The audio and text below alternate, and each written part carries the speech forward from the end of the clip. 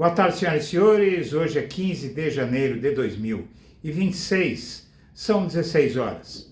Senhoras e senhores, semanalmente eu participo do Brasil 247, na segunda-feira do Brasil Agora, no Brasil 247, no canal do Brasil 247, e nas quintas-feiras, pela manhã, no Bom Dia 247, são dois programas do canal que eu ajudei a criar, do meu amigo Leonardo Atushi.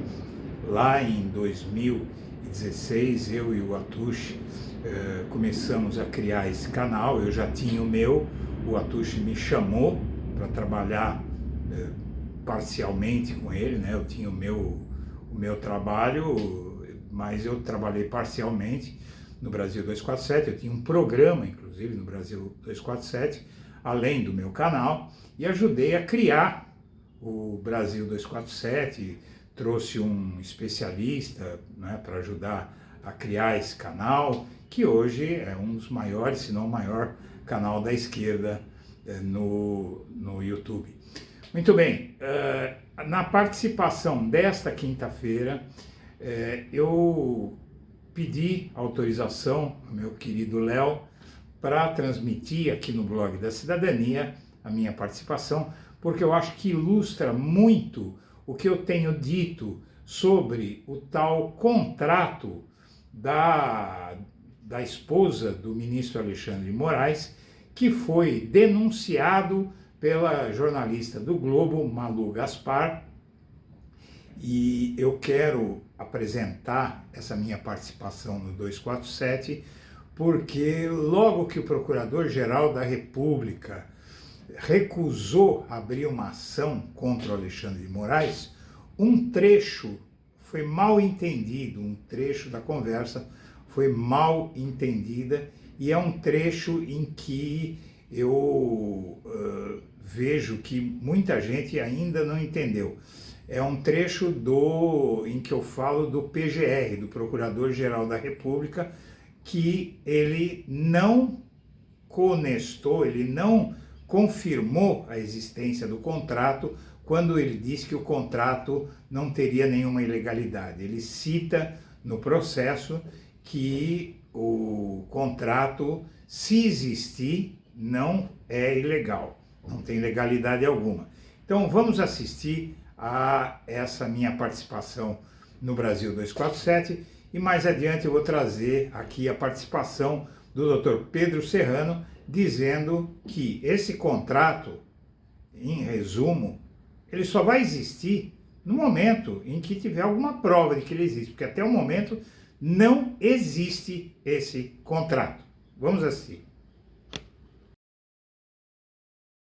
Você que acompanha o Blog da Cidadania, eu venho pedir a sua ajuda. Está bastante difícil do ponto de vista de remuneração para poder financiar o trabalho do Blog da Cidadania. Então, se você puder nos ajudar fazendo uma doação, se você considerar fazer essa doação, use o código Pix que está na tela, nos ajude para a gente poder fazer um canal melhor para você e nos manter para poder enfrentar essa guerra que vai ser a eleição de 2026.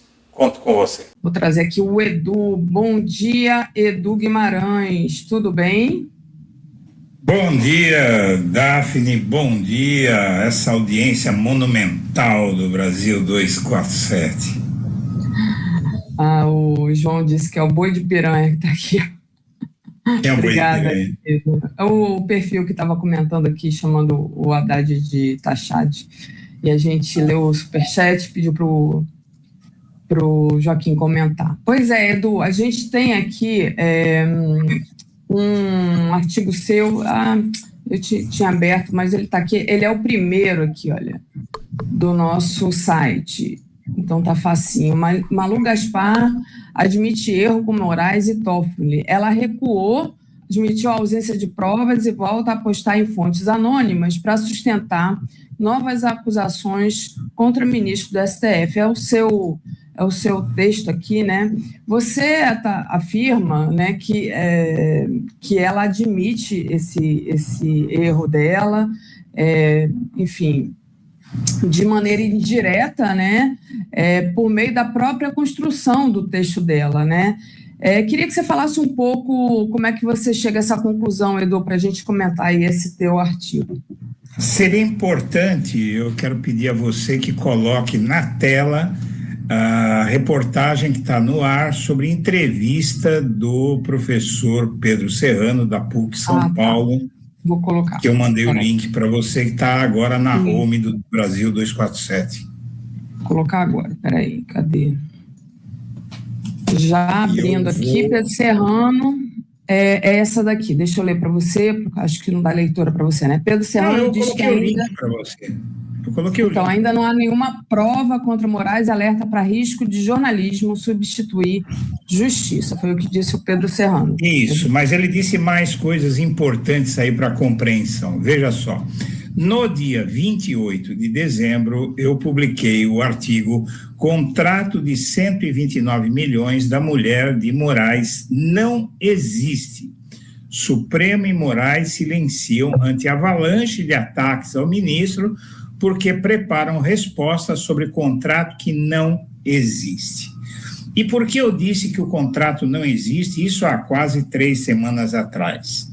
Eu disse que não existe por uma razão muito simples, porque um contrato é um objeto jurídico perfeito. Para existir, ele tem que ter materialidade. E um jornalista, nós não podemos conceder a jornalista nenhum o privilégio de fazer acusação, por exemplo, contra um ministro do STF de tráfico de influência, né, e de corrupção concomitantemente, sem apresentar um mínimo de provas. Hoje, a Malu Gaspar soltou essa pérola sobre o contrato em 9 de dezembro. Nós estamos no dia 15 de janeiro. Passaram-se, portanto, 37 dias da matéria dela. E o que se tem até hoje, de um assunto que, inclusive, sumiu da mídia, nada além da garganta, do gogó da Malu Gaspar, ou da pena da Malu Gaspar, citando 5 testemunhas que não querem se identificar, e não apareceu nada até hoje. O professor Pedro Serrano já tinha dito lá atrás, logo no começo, que era preciso que ela apresentasse qualquer evidência, porque ninguém pode ter, nem jornalista, claro, o jornalista tem direito ao sigilo da fonte, tudo bem, isso não significa que a gente é obrigado a acreditar no jornalista, né? Então, para que se produzisse a celeuma, o terremoto, a tsunami que se viu sobre o Alexandre de Moraes, sendo que foi dito que o silêncio dele era prova que o contrato existia. O contrato pode existir até fisicamente no celular do Daniel Vorcaro. Daqui a pouco pode ser que saia, levantem o sigilo, no celular dele tinha esse contrato. Isso significa que a mulher do Moraes assinou? Não. O que poderia comprovar isso? Por exemplo, alguma movimentação bancária, ou se ela prestou algum serviço para o Banco Master.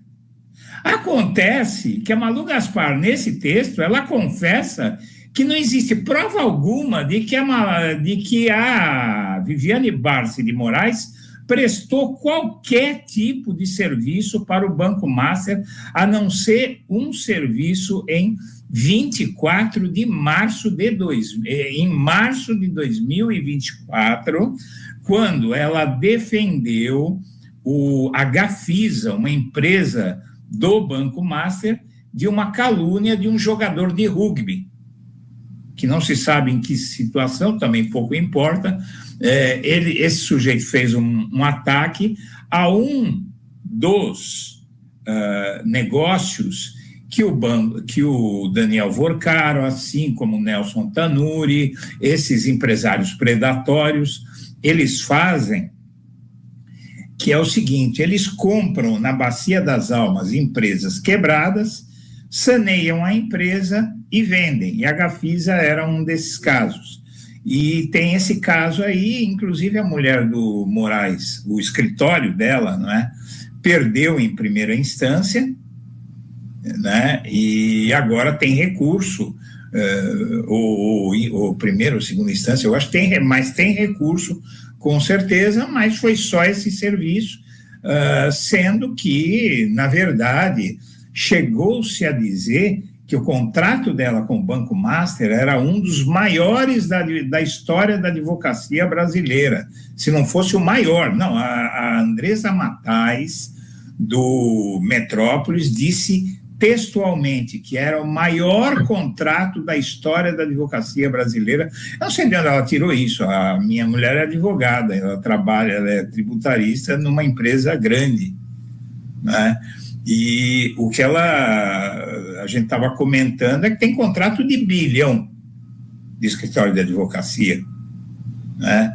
Então, que envolve tudo, assessorias, tal. A advocacia corporativa dá muito dinheiro, dá muito dinheiro. A gente pode questionar se parentes de magistrados, não é só do STF, de todos os níveis da justiça brasileira e do Ministério Público, e do Poder Executivo, e do Poder Legislativo, podem ter negócios com empresas que podem ser beneficiadas por esses agentes. Podemos discutir, mas não vamos colocar tudo nas costas do Moraes, né? E aí ela diz, basicamente, que o contrato existe e fica por isso mesmo, não prova nada, mas o Moraes já está condenado, porque o tom que eu vi na imprensa de esquerda, de direita, foi de condenação do Moraes sem uma mísera prova. É por isso que Pedro Serrano diz o seguinte a certa altura da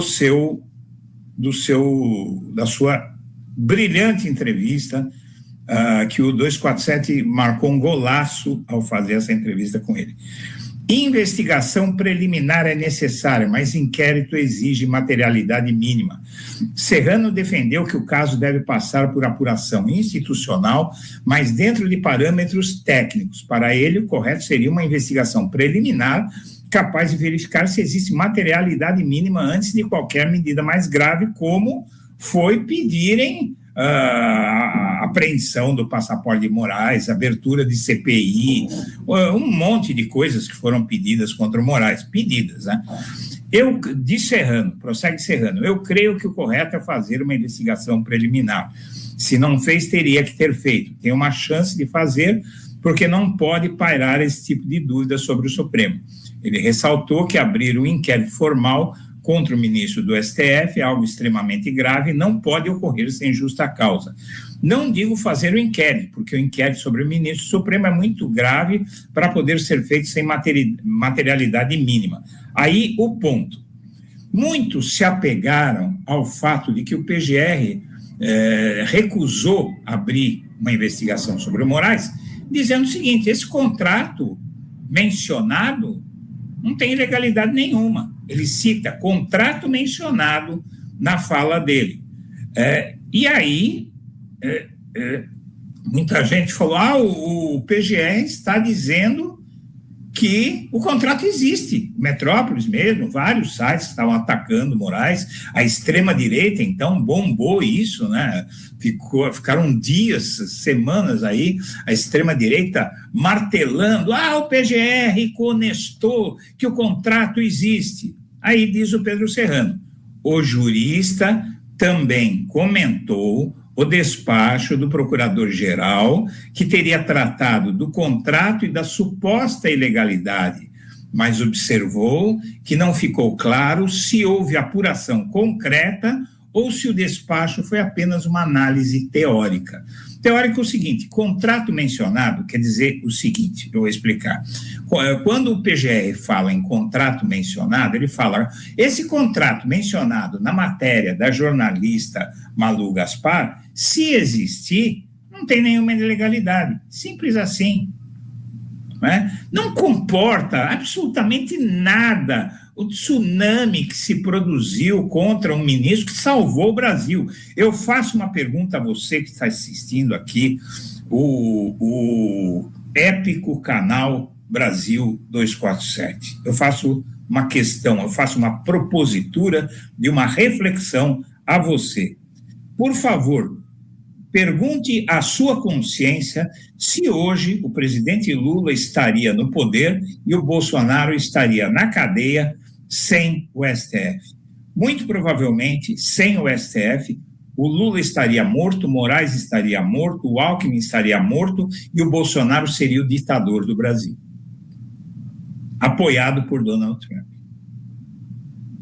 Eu acho que a gente, para fazer uma acusação dessa contra alguém que correu um risco pessoal, a família do Moraes recebeu ameaças de a filha dele ser degolada diante dele, e a esposa e o filho. Eram colocados recados na casa, nos carros deles, eles foram perseguidos por bolsonaristas da Marinha, lá do Rio de Janeiro.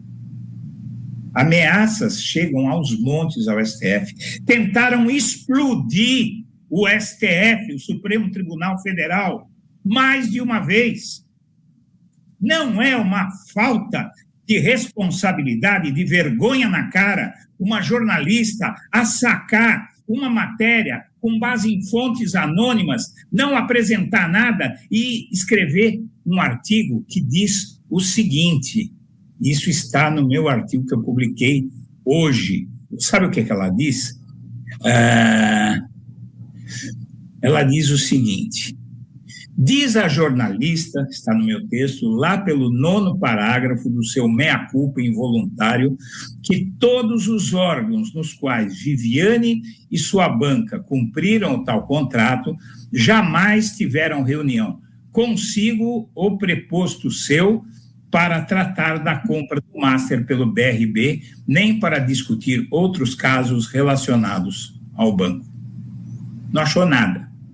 Ela não tem prova nenhuma de ação qualquer. Eu pergunto, como é que pode alguém, Daphne, movimentar, receber 129 milhões, não haver rastro nenhum, não haver trabalho nenhum, não haver indício nenhum, além do gogó de uma jornalista lavajatista, né, que escreveu um livro para incensar Sérgio Moro. Eu tenho duas questões a respeito disso, Edu, né? Depois tem a questão lá do Dias Toffoli da Polícia Federal, né? É uma nova reportagem que você aponta a ausência de provas e uso também de fontes anônimas, né? Queria saber se você traça paralelos entre o episódio anterior e esse novo episódio agora do Dias Toffoli, e se você acha, na sua opinião, que existe uma estratégia recorrente de parte dessa imprensa corporativa, enfim, de, digamos assim, abordar o STF, atacar o STF. Quais seriam esses objetivos e que risco isso poderia trazer?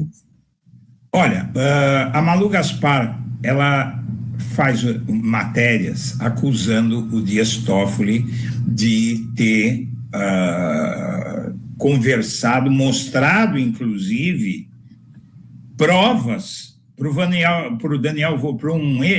um preposto do Daniel Vorcaro num voo que eles compartilharam. Ora, o Toffoli mandou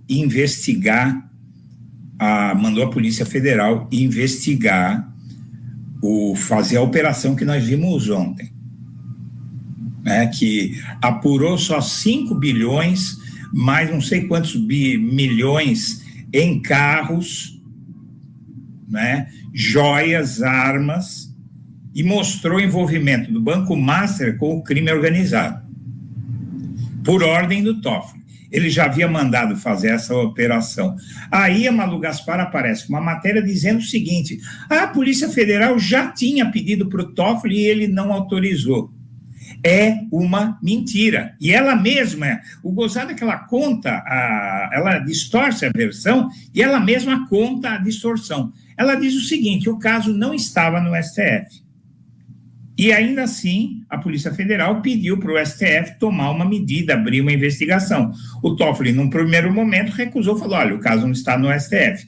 Aí, quando a coisa começou a aparecer mais, ele falou, não, vamos trazer para o STF, e mandou a PF fazer o que a PF tinha pedido para fazer. Aí a PF demorou para fazer, porque tinha outras investigações. A Malu Gaspar transforma isso em guerra entre o Toffoli e a PF. O que é uma hipérbole, né? É uma coisa absurda. Ela vai, e aonde ela se baseia nisso? Em 3 testemunhas que não querem se identificar. Então, eu estava dizendo agora para um amigo querido aí o seguinte, olha, a gente não pode dar a nenhum jornalista de esquerda, de direita, de centro, ou muito pelo contrário, o direito de assacar denúncias contra alguém sem o mínimo de materialidade, como diz o meu professor. Eu aprendi muito com o Pedro Serrano, ele foi meu advogado contra a Lava Jato, ele me defendeu do Sérgio Moro, conversei já muitas vezes, entrevistei várias vezes o Pedro Serrano, e eu aprendi muito com ele, eu sei como ele enxerga o direito, e a mim não surpreendeu ele chegar a essa conclusão que eu manifestei 3 semanas atrás, mas que ele já tinha deixado claro na mesma época, que foi inclusive algo que me influenciou, que não dá para aceitar uma acusação dessa monta, desse calibre, sem um rastro probatório microscópico que seja. Não é? Então, eu acredito sim, respondendo a sua pergunta, Daphne, eu acredito sim que há um plano, porque o STF é o que nos separa do abismo. O STF é o que nos separa da escuridão. O que seria do Brasil? Eu pergunto de novo a você, espectador. O que seria do Brasil hoje sem o STF? O que é que o bolsonarismo já teria feito? Por exemplo, quando o bolsonarismo faz propostas aprova propostas de voto impresso. Nós vamos voltar ao voto impresso e o sujeito ganhar um comprovante para ser chantageado pelo patrão, né? O que seria do Brasil sem o STF coibir os empresários que reprimiram seus funcionários para que votassem no Bolsonaro? Então, eu acredito que a gente precisa de muita inteligência para poder enfrentar o que vem por aí esse ano. Eu digo para você que, na minha visão, vai correr sangue nesse país. Os bolsonaristas não gostam de vermelho, mas eles vão manchar de vermelho as calçadas desse país. Nossa, muito complicado essa, digamos assim, essa desorganização, né, com o apoio dessa imprensa corporativa. Vou começar aqui do fim para o começo. De Gláucia, maravilhosa a falar do querido Edu, feliz 2026. Todo mundo te apoiando muito na tua análise, concordando muito com você, né, e lembrando dos perigos, né, que a gente corre. A Júnia Lage, obrigada, Júnia. Júnia, nosso 247 extraordinário. Gado contribui. Isso mesmo, Gado. Pode continuar mandando superchat. É sempre muito bom estar sendo apoiado por gente que discorda da gente, mas mesmo assim envia dinheiro. Pode continuar enviando dinheiro. A gente fica muito feliz. Carlos César, a Malu Gaspar sempre foi uma incógnita fraca. Diz aqui o Carlos César também sempre aqui nos apoiando. E a querida Regina, lá de Fortaleza, bom dia, Daphne, Edu, 2026, o Brasil sob tensões das fake news, né? Sem falar nas fake news.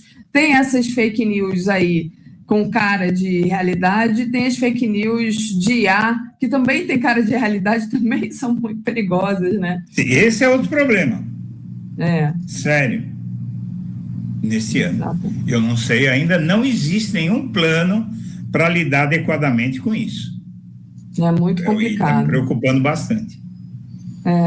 E aí, né, Edu, a gente fica perguntando, né, quais seriam as responsabilidades éticas que deveriam ser reforçadas no jornalismo político, jurídico, para evitar acusações graves, sem lastro factual, com essas fontes anônimas, e aí joga toda essa caca no ventilador, aí fica toda essa discussão, aí enfraquece os poderes, e aí fica, como você diz, né, pode, no final das contas, acabar todo mundo sendo, digamos assim, prejudicado, né? Como é que um leitor comum pode diferenciar uma investigação jornalística legítima de uma narrativa baseadas em insinuações, enfim, fontes não comprovadas? É muito complicado tudo isso, né?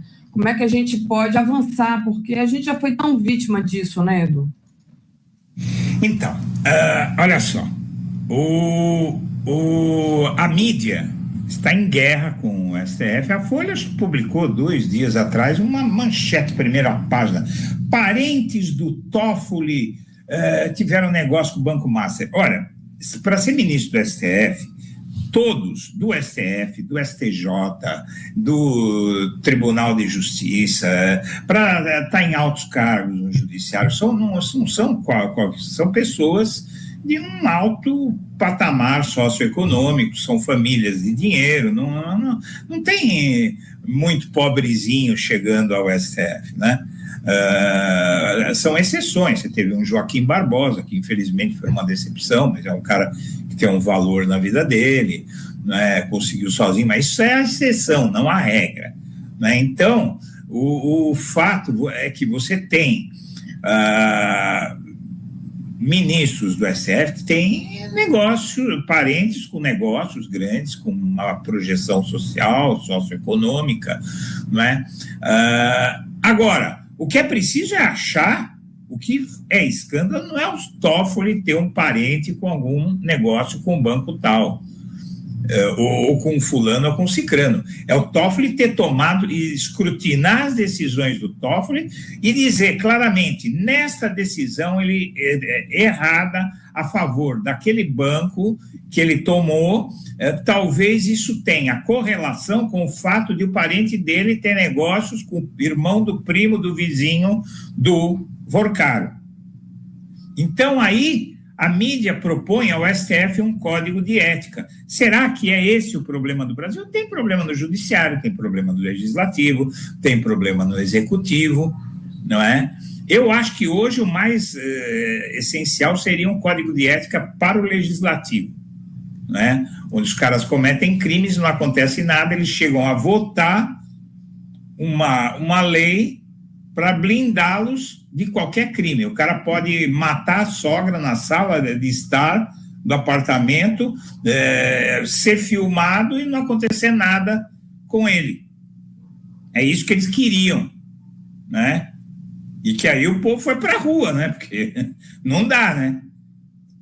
Uma mulher que foi estuprada por um deputado, tiver prova do estupro, ela não consegue colocá-lo na cadeia porque a lei não permite que ele seja processado sem autorização dos coleguinhas dele, né? Então, para mim, o problema do Brasil é que metade do orçamento da União está na mão desses meliantes aí, né, que conseguiram mandatos colocando vídeo e lacrando com meias verdades na internet, e tem 50 bilhões na mão desses caras sendo roubado, porque é um orçamento secreto, vai para a mão de um relator que envia para esse, para aquele, não diz para ninguém o que vai fazer com 50 bilhões de reais, e a gente não sabe para onde foram os 50 bilhões de reais e para quem foram esses 50 milhões de reais e o que foi feito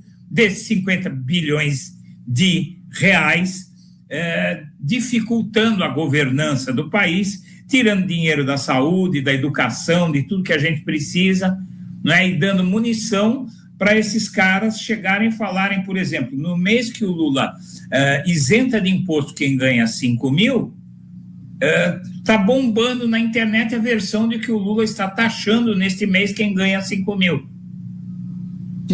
E está todo mundo solto. Exato. É isso, Edu. Muito complicado, né? Enfim, o Delano, pessoa aqui, está dizendo: quem é essa imprensa para cobrar a ética de alguém? Bando de moralistas sem moral. E justamente, né? Eles estão sempre cobrando ética, mas eles estão sempre, na verdade, é uma manipulação política, é sempre uma guerra discursiva muito, muito complicada, né? Vamos lá. A gente tem aqui o comentário. A Gláucia, né, já falou que o seu comentário é maravilhoso. O pessoal dizendo que, perdi o nome, desculpa, que você salvou a análise hoje, né, que você, enfim. E o Beto disse: exato, Eduardo, falta de caráter da Gasparzinha, nada camarada. A Malu Gaspar realmente é complicada nesse sentido de que faz acusações graves e depois volta atrás, mas volta atrás de uma maneira, como você mesmo aponta no seu texto, indireta, né? Assim como aconteceu toda a Lava Jato, eles até hoje não admitem e ficam assim, dizendo: não, porque o processo não deu certo e tudo, mas ninguém fez lá o meia-culpa, dizendo: olha, a gente apoiava a Lava Jato, a gente defendia a Lava Jato, e, na verdade, era toda aquela manipulação, todos aqueles crimes que foram cometidos pela Lava Jato, ninguém até hoje nessa imprensa corporativa admitiu. Obrigada aqui a Ellen Moore, que diz que Edu Guimarães é um grande analista político, diz que é seu fã. E o Miro diz que o nome disso é mau caratismo. É isso, Edu. Queria te agradecer pela sua análise e convidar o pessoal a ler seu artigo, que está lá, é o primeiro do 247, na nossa página ali na coluna dos azuis. Obrigada, Edu. Um beijo para todo mundo, viu, galera? Tchau, tchau. Tchau, bom trabalho.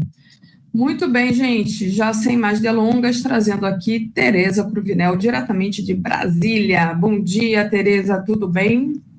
Bom dia, Daphne. Bom dia a todo mundo da comunidade 247 que está com a gente. Segunda semana do ano chegando ao fim. Nossa, eu já estou exausta, o ano mal começou.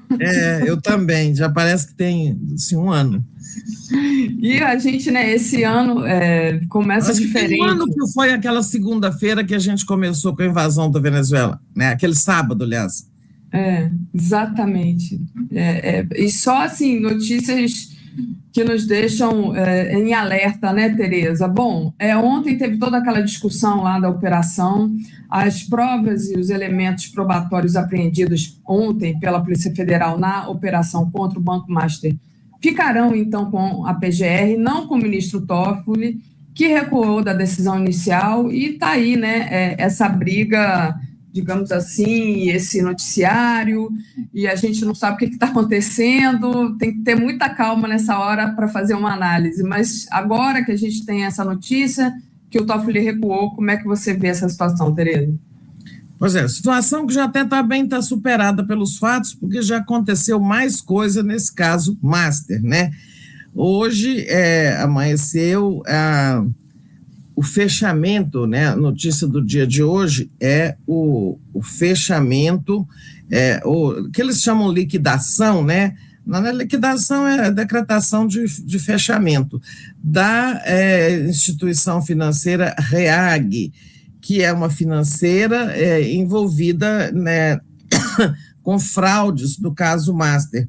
Né? Essa foi uma medida decretada pelo presidente do Banco Central, Gabriel Galípolo, um dia depois daquela operação de ontem. Né? Essa questão que você citou aí, com quem ficam as provas recolhidas na operação de ontem, envolvem, na verdade, uma disputa que pode ser bem nefasta, né, prejudicial entre o ministro Toffoli, do Supremo, e a Polícia Federal. Eu nunca vi, né, nesses anos todos, um conflito entre um ministro da Corte e a Polícia Federal que funciona como polícia judiciária, ou seja, a polícia